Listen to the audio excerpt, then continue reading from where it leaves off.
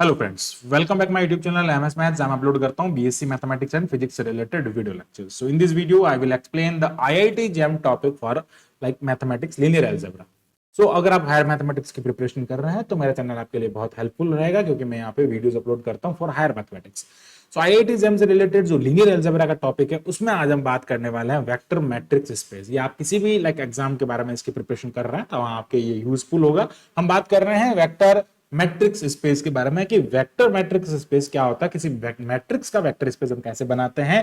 तो अगर हम बात करते हैं हमारे पास में कोई एक ऐसा लाइक यहाँ पे वेक्टर है जो कि किसी मैट्रिक्स से बन रहा है और ए आई जे ऐसे एलिमेंट्स हैं जो फील्ड से आ रहे हैं, ठीक है, तो वो आपको ध्यान में रखना। अब हम इसके बारे में कुछ थोड़ा देखते हैं, चेक करते हैं किस टाइप से कोई वेक्टर स्पेस मैट्रिक्स पे होता है या नहीं होता। इसको हम थोड़ा एग्जांपल से समझने की कोशिश करेंगे। हम बात करते हैं सबसे पहले एक W1 एक एग्जांपल से हम इसको समझने की कोशिश करेंगे।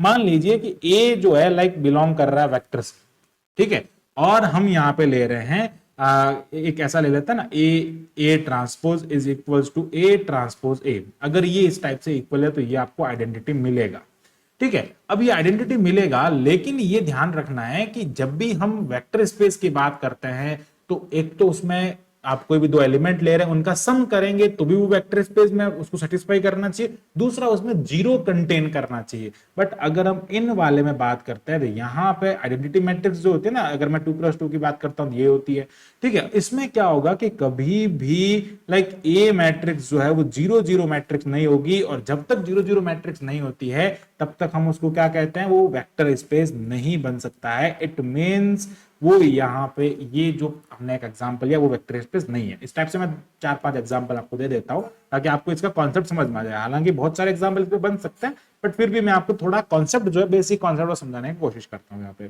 ओके, अब अगर हम बात करते हैं कि मान लेते हैं ए कोई एक ऐसा हमारे पास में वेक्टर से एक ऐसा मैट्रिक्स आ रहा है, और वो मैट्रिक्स क्या है, ए स्क्वायर इज इक्वल टू ए, मतलब ये आइडेम्पोटेंट मैट्रिक्स है, आइडेम्पोटेंट।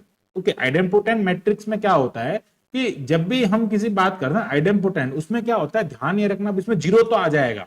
चलो आइडेम्पोटेंट मैट्रिक्स की हमने बात कर ली, इसमें जीरो तो आ जाएगा। बट अगर हम बात करते हैं आइडेम्पोटेंट मैट्रिक्स के बारे में, ए अगर कोई आइडेम्पोटेंट मैट्रिक्स है तो 3A भी आइडेम्पोटेंट मैट्रिक्स होगी, ऐसा जरूरी नहीं है। ये मैट्रिक्स आइडेम्पोटेंट है, मान लेते हैं कि ये वाली मैट्रिक्स आइडेम्पोटेंट मैट्रिक्स है, ठीक है।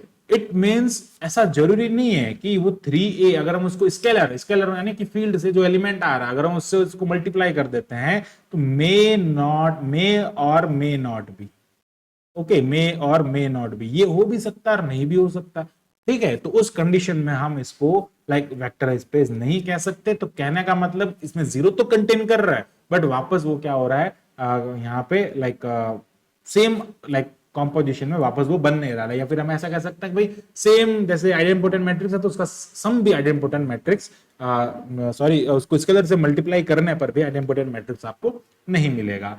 आगे बात करते हैं, एक एग्जांपल हम यहाँ पे और ले लेते हैं। लाइक हम बात करते हैं जैसे W3 हम यहाँ पे लिख देते हैं। अगर हम लिखते हैं कि भाई A belongs to V such that A is equals to minus of A transpose.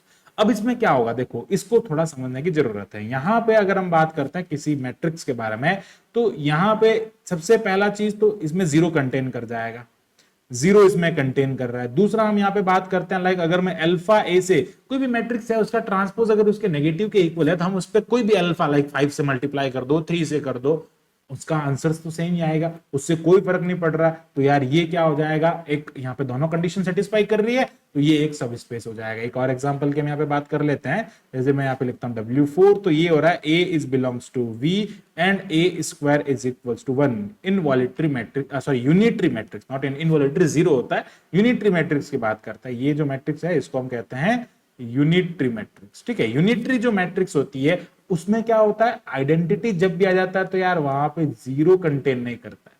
जब जीरो कंटेन नहीं करता है तो उस कंडीशन में ये सब space, sorry, matrix space, vector matrix space नहीं हो सकता, ठीक है। आगे बढ़ते हम यहाँ पे नेक्स्ट और देखते हैं। फिर हम बात कर लेते हैं एक और एग्जांपल के बारे में। तो अगर मैं W5 की बात करता हूं तो यार ये हो जाएगा A belongs to V and such that A is equals to A transpose. जैसा हमने यहाँ पे माइनस का लिया था उसी प्रकार हम A ट्रांसपोज का ले लेते हैं।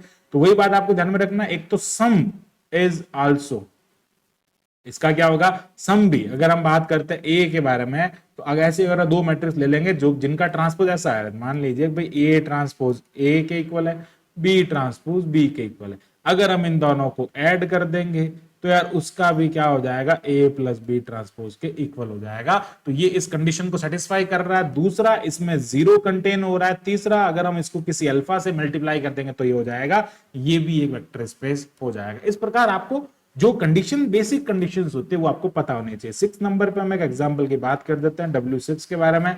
तो अगर हम उसके बारे में बात करते हैं, हम यहाँ पे लाइक ऐसी कोई भी रिस्ट्रिक्शन, लाइक ऐसा कुछ भी कहते हैं, जैसे मैं कह देता हूँ A belongs to B such that, अगर हम यहाँ पे कहें कि लाइक ऐसा हमारे पास में मैट्रिक्स है जिसका ट्रेस ऑफ A जो है वो कैसा है, 0 है, तो यहाँ पे 0 कंटेन कर रहा है।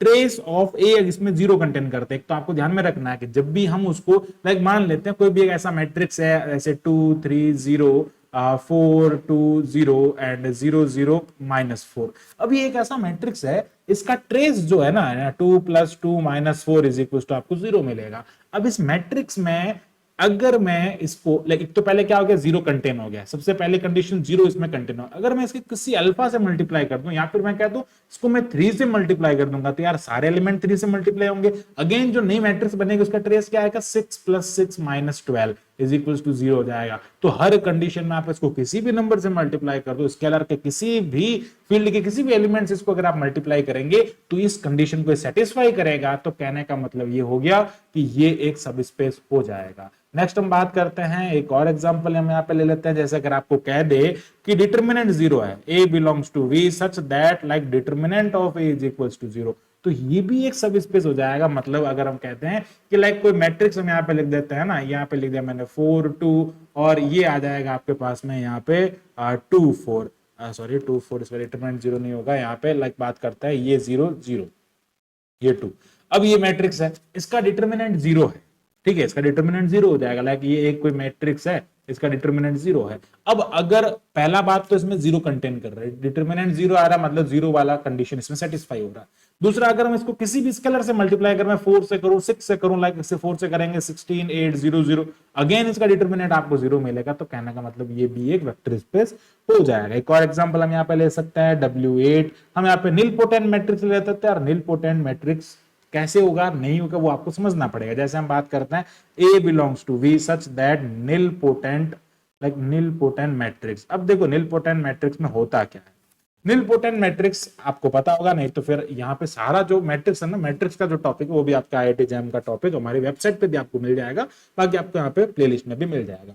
अब बात करते हैं निलपोटेंट मैट्रिक्स के बारे में। 0 1 0 0 एक निलपोटेंट मैट्रिक्स है, मतलब इसका अगर आप पावर करते हैं तो वो आपको क्या मिलेगा, 0 मिलेगा। ये भी एक निलपोटेंट मैट्रिक्स है। अगर हम इनको ऐड कर देते हैं यार, हमको निलपोटेंट मैट्रिक्स नहीं मिलता, ठीक है। मतलब निलपोटेंट मैट्रिक्स का मतलब है जिसका डिटरमिनेंट 0 होता है। इसका डिटरमिनेंट 0 है, इसका डिटरमिनेंट 0 है, लेकिन इसका डिटरमिनेंट की अगर मैं बात करता हूं वो नॉन जीरो है। इसका डिटरमिनेंट 0, इसका डिटरमिनेंट 0, इसका डिटरमिनेंट नॉन जीरो। भाई डिटरमिनेंट वाली बात को इसने निलपोटेंट कह दिया, बात तो वही है। अगर उसका भी डिटरमिनेंट 0 आ जाता है उस कंडीशन में तो वो हो सकता है, अदरवाइज वो नहीं हो सकता। कहने का मतलब है इसका डिटरमिनेंट क्या आएगा, -1 आएगा। सो ये क्लोज्ड नहीं है ना। हम वेक्टर स्पेस की बात करते हैं, वेक्टर स्पेस में क्या होता है, अगर एक एलिमेंट V से आ रहा है, एक एलिमेंट F से आ रहा है, तो X + Y जो है वो V से बिलोंग करना चाहिए। बट ऐसा यहाँ पे हो ही नहीं रहा है, V से ये बिलोंग नहीं कर रहा, मतलब उसी मैट्रिक्स, और मैट्रिक्स कैसी है, निलपोटेंट। तो भैया यहाँ पे वापस ये मैट्रिक्स तो निलपोटेंट बन ही नहीं रही है। इस कंडीशन में हम इसको क्या कहेंगे, ये इसका सब स्पेस नहीं हो सकता। ये आपको यहाँ पे ध्यान में रखना, दिस इज नॉट अ सब स्पेस ऑफ दिस। तो इस टाइप से हम इसको क्या कर सकते हैं, ऐसे समझ सकते हैं। आई होप आपको ये जो पूरा कॉन्सेप्ट है वो अच्छे से क्लियर हो गया होगा। So thanks for watching this video and keep watching MS maths. Thank you, bye.